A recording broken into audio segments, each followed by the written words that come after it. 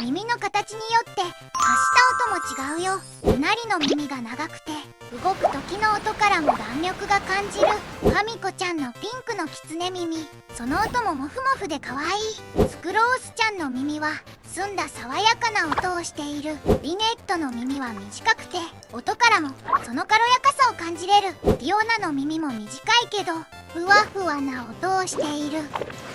アヤリヌリョちゃんは髪飾りしているから特に音はないが尻尾の音はすっごく可愛い。